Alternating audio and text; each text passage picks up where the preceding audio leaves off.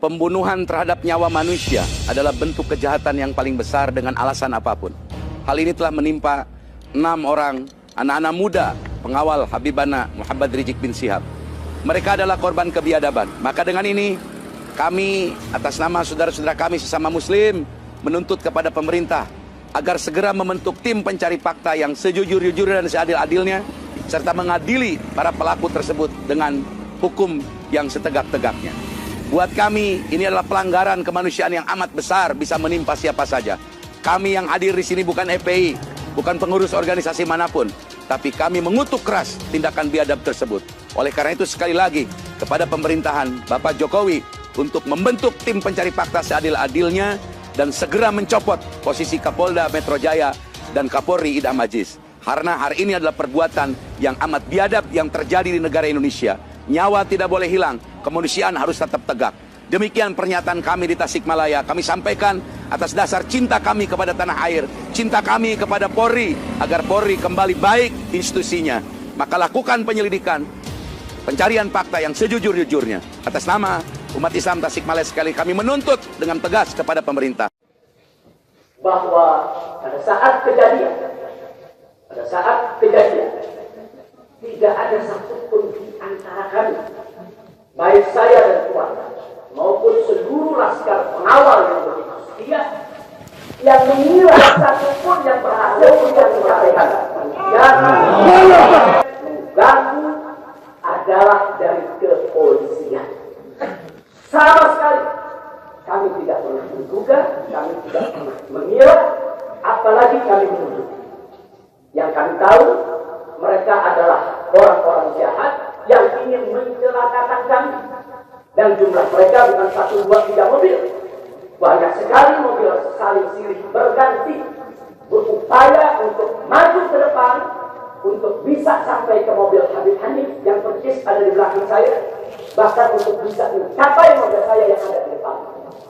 Tapi dengan gagah luar biasa, para syuhada kita, laskar-laskar pengawal yang paling belakang ini, sudah ada 2 mobil.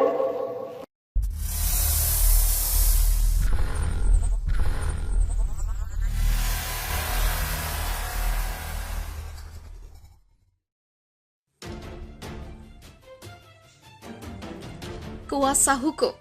Ada luka tak wajar di tubuh jasad 6 laskar FPI. Front Pembela Islam menemukan luka tidak wajar yang dialami oleh 6 anggotanya yang tewas ditembak polisi. Selain luka tembak, ada luka-luka lainnya. Hal itu diungkapkan kuasa hukum FPI Aziz Yanuar yang mengaku sudah melihat langsung kondisi 6 jenazah anggota Laskar FPI ditembak polisi. Aziz menyebut ditemukan banyak luka tidak wajar di ke-6 jenazah. Selain luka tembak, ada luka lebam lainnya yang bukan disebabkan oleh selongsong peluru. Luka beberapa tidak wajar, luka tembak juga tidak wajar, begitulah kata Aziz kepada Kompas.com. Saat ditanya berapa banyak luka tembak di tiap jenazah, Aziz tak merinci lebih jauh. Banyak. Begitulah ujarnya.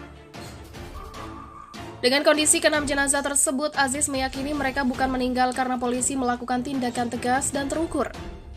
Aziz berharap Komisi Nasional Hak Asasi Manusia yang telah membentuk tim independen bisa mengusut tuntas penembakan tersebut. Setelah diotopsi di Rumah Sakit Polri Kramat Jati, Jakarta Timur, pihak kepolisian kemudian menyerahkan seluruh jenazah kepada keluarga masing-masing. 6 jenazah dibawa pihak FPI lalu disemayamkan di Masjid Al-Islah, Petamburan, Jakarta Pusat. Jenazah akan dimakamkan di lokasi berbeda-beda sesuai keinginan keluarga. 6 simpatisan Habib Rizik tewas ditembak polisi di Jalan Tol Jakarta Karawang, tepatnya kilometer 50 pada Senin 7 Desember dini hari. Pengawal Habib Rizik diduga ditembak polisi dari jarak dekat. Dugaan tersebut dilihat dari kondisi jasad korban. Aziz mengatakan melihat langsung salah satu jasad yaitu Andi Oktiawan. Menurutnya ada bekas tembakan jarak dekat dari belakang kepala tembus ke mata sebelah kiri dan ada juga yang tembus hingga ke ulu hati. Selain itu, ia juga melihat bekas luka tembakan lebih dari 1. Sementara luka 5 jenazah lainnya berbeda-beda. Kalau tidak salah, ada 3 lubang peluru. Begitulah ucap Aziz. Ia juga menerima informasi 5 anggota Laskar Khusus FPI tersebut terdapat luka tembak 4 hingga 5 luka tembak. Ada yang belakangnya agak hangus gitu, ada yang mukanya lebam-lebam. Begitulah katanya. Jenazah 6 orang itu dimakamkan di Megamendung, Jawa Barat. Selain itu, ada yang dibawa keluarga. Panglima Laskar Pembela Islam DPP FPI Ustadz Maman menyatakan 5 dari 6 jenazah Laskar akan dimakamkan di Megamendung, Bogor, Jawa Barat. Adapun jenazah yang akan dimakamkan oleh pihak keluarga bernama Muhammad Reza, 20 tahun. Sementara 5 jenazah yang akan dimakamkan di Kompleks Markas Syariah Megamendung, yakni Andi Oktiawan, 33 tahun. Faiz Ahmad Syukur, 22 tahun, Ahmad Sofyan alias Ambon, 26 tahun. Muhammad Suci Kadafi, 21 tahun, dan Lutfi Hakim, 25 tahun. Sebelumnya, ke-6 jenazah Laskar FPI itu dibawa ke Markas Syariah Petamburan. Usai diautopsi di Rumah Sakit Polri selama lebih kurang 30 jam.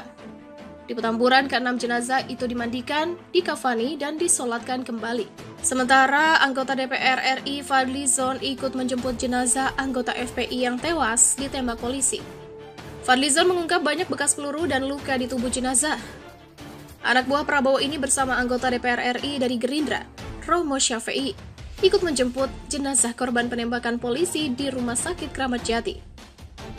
Mari kita selenggarakan sholat goib bagi 6 syuhada anggota FPI yang menjadi korban penembakan polisi. Begitulah ungkap Fadlizon melalui akun Twitter @Fadlizon. Fadli mengaku sempat membuka jenazah dan melihat banyak bekas luka akibat senjata api dan benda tumpul di badan korban. Saya lihat kondisi salah satu jenazah ada bekas-bekas peluru dan luka di berbagai bagian tubuh. Semoga menjadi ahli surga. Al-Fatihah. Begitulah. Menurut Fadli, penyerahan jenazah 6 anggota FPI ini cukup alot dan berlangsung puluhan jam. Pihak keluarga sebenarnya tak mengizinkan jenazah diotopsi atau dimandikan oleh pihak Rumah Sakit Polri. Keluarga bersepakat ke-6 jenazah langsung dibawa ke Petamburan, Jakarta Pusat, atau markas FPI untuk dimandikan dan disolatkan. Sementara itu, anggota Komisi 3 DPR RI fraksi Gerindra, Romo Syafi'i, ikut angkat suara. Ia menjelaskan, dalam Undang-Undang Nomor 2 Tahun 2002 tentang Kepolisian Republik Indonesia, dalam penegakan hukum, polisi justru harus melindungi, melayani, dan mengayomi masyarakat. Semua persoalan hukum harus dilakukan menurut due process of law atau criminal justice system, bukan dengan membunuh seperti yang terjadi terhadap 6 laskar FPI ini. Kita mau tunggu apa kira-kira Pak Jokowi mau ngomong dengan body language apa yang akan diucapkan oleh Menko Mahfud, Pak Prabowo, atau mereka yang punya kepentingan dengan keamanan. Lalu kita juga ingin lihat bagaimana Komnas HAM mengambil inisiatif di dalam spekulasi ini untuk menentukan satu tim khusus dengan posisi awal hak asasi manusia. Itu kan yang ingin kita dapatkan hari ini, dan itu yang belum kita dapatkan. Yang kita tahu sekarang isu ini menjadi headline di media internasional. Jadi internasional mengawasi kita dari detik ke detik tentang perkembangan demokrasi dan kestabilan negeri ini. Nah, itu sebetulnya inti dari problem kita yang berakar jauh di dalam sistem pilpres, peristiwa pilpres 2019. Jadi kita boleh lihat sebetulnya ini akarnya ada di dalam ketidakpercayaan orang terhadap hasil pilpres, dan itu berlanjut sampai sekarang, udah 2 tahun, dan kita belum bisa menemukan atau belum bisa memulihkan keakraban berwarga negara pada bangsa ini. Dan itu saya ingin salahkan pada kekuasaan tidak mampu mengakrabkan kehidupan warga negara, sehingga ekses-ekses semacam ini terjadi karena orang tidak lagi menghargai, tidak lagi menganggap kekuasaan itu punya marwah untuk menyelenggarakan negara ini. Ya, sejak Habib Rizik turun di airport itu, istana udah semacam kebakaran jenggot karena gagal mengantisipasi. Kemudian juga bisa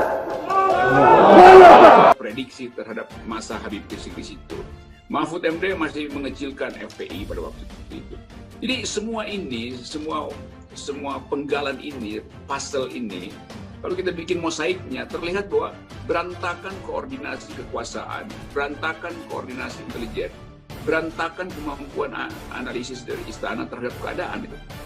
Kan orang akhirnya melihat Habib Rizik sebagai si pitung dari Petamburan yang jadi simbol dari perlawanan moral itu. Nanti sebagian orang menganggap ya Habib Rizik cacat moralnya banyak, iya, tetapi istana itu lebih banyak cacatnya tuh. Dan pembuktian terakhir adalah ditangkapnya Mensos, dan itu adalah cacat moral tertinggi. Sehingga Habib Rizik dan FPI jadi tumpuan harapan itu. Nah, kita sebetulnya ingin agar supaya harapan terhadap perubahan itu dilembagakan melalui oposisi, dilembagakan melalui kegiatan pers yang beradab itu, dilembagakan melalui diskusi-diskusi civil society. Tapi justru bagian itu yang dihalangi oleh kekuasaan, oleh pemerintah. Jadi gangguan di istana itu lebih karena karena moral istana yang merosot aja kan. Jadi ada demoralisasi di istana, impact-nya adalah perkelahian antar warga negara, antar politisi. Lalu soal-soal semacam ini ingin diselesaikan oleh aparat keamanan itu, yang cara melihatnya juga di luar prinsip-prinsip persaingan politik mestinya itu. Ya. Tapi karena terbawa dengan suasana politis, maka begitulah 6 orang jadi korban. Ya.